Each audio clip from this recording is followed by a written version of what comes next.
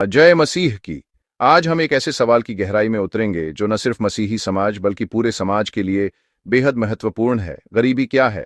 क्या गरीबी एक श्राप है या यह हमारे सोचने, जीने और विश्वास करने के तरीके से जुड़ी कोई गहरी सच्चाई है? यह कहानी आपको भावनात्मक रूप से छू जाएगी और आपको सोचने पर मजबूर कर देगी कि आखिर मसीही लोग गरीब क्यों हैं। क्या गरीबी भी एक नशा है जिससे बाहर निकलना इतना मुश्किल है? इस वीडियो में हम बाइबल के सिद्धांतों, समाज की हकीकत और उन कारणों की चर्चा करेंगे जिनकी वजह से मसीही समाज में गरीबी एक आम समस्या बन गई है। हम जानेंगे कि क्या यह सिर्फ आर्थिक स्थिति है या इसके पीछे कोई मानसिकता, परंपरा या ऐतिहासिक कारण छुपे हैं। साथ ही हम देखेंगे कि बाइबल हमें गरीबी के बारे में क्या सिखाती है और कैसे हम अपने जीवन में बदलाव लाकर इस चक्र को तोड़ सकते हैं। यह कहानी आपको न सिर्फ प्रेरित करेगी बल्कि आपके सोचने के नजरिए को भी बदल देगी। ये वीडियो हर उस व्यक्ति के लिए है जो अपने जीवन में बदलाव लाना चाहता है और समाज में एक सकारात्मक असर छोड़ना चाहता है। तो चलिए इस सफर की शुरुआत करते हैं, एक नई सोच, एक नई उम्मीद के साथ। तेरा यीशु तुझे क्या दिया? तू तो उसी में डूबा रहता है, मगर हालत देख अपनी। मेरे पास जो है वो इस दुनिया को समझ नहीं आता। चाचा, क्या गरीबी भी एक आदत बन जाती है? क्या इंसान गरीबी में इतना डूब जाता है कि उसे उससे बाहर निकलने की चाह भी नहीं रहती? जैसे कुछ लोग शराब की लत में फंस जाते हैं, वैसे ही क्या गरीबी भी किसी की जिंदगी में घर कर सकती है? लोग कहते हैं जैसे शराब की लत होती है, वैसे ही कुछ लोग गरीबी के आदी हो जाते हैं।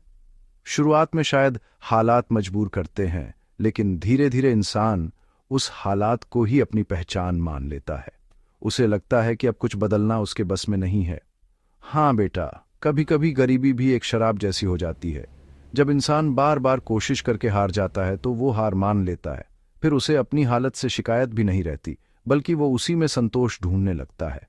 क्योंकि कुछ लोग हालात को बदलने की कोशिश छोड़ देते हैं। वे सोचते हैं कि जितना है उतना ही काफी है। बदलाव की उम्मीद छोड़ देना असल में सबसे बड़ी गरीबी है। वे सोचते हैं हम गरीब ही अच्छे हैं, यही हमारी किस्मत है। समाज भी कई बार उन्हें यही यकीन दिलाता है कि गरीबी उनकी पहचान है और इससे बाहर निकलना नामुमकिन है। और धीरे धीरे वो आत्मा से भी गरीब हो जाते हैं। जब इंसान अपने सपनों और उम्मीदों को खो देता है, तब असली गरीबी शुरू होती है।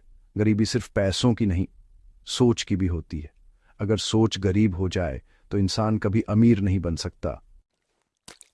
अक्सर लोग सोचते हैं कि मसीही लोग बाकी लोगों की तुलना में ज्यादा गरीब क्यों दिखाई देते हैं।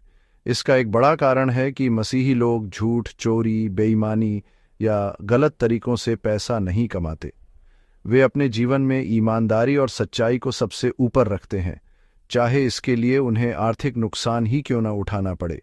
वे परमेश्वर के भय में जीते हैं और हर काम में उसकी इच्छा को प्राथमिकता देते हैं। उनके लिए दौलत से ज्यादा जरूरी है कि उनका दिल और जीवन शुद्ध रहे। इसी वजह से वे अक्सर दुनिया की दौड़ में पीछे रह जाते हैं, क्योंकि वे शॉर्टकट या गलत रास्तों से आगे नहीं बढ़ना चाहते। लेकिन परमेश्वर की नज़र में उनका धन अलग होता है। वह धन जो दुनिया नहीं देख सकती, लेकिन स्वर्ग में उसका बहुत मूल्य है। उनकी नम्रता, ईमानदारी और सेवा ही उनकी असली दौलत है। वे दूसरों की मदद करने, गरीबों की सेवा करने और समाज में अच्छाई फैलाने में विश्वास रखते हैं।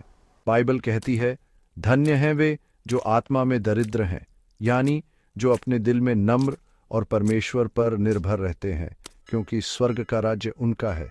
असली दौलत वही है जो परमेश्वर देता है और वह दौलत कभी खत्म नहीं होती।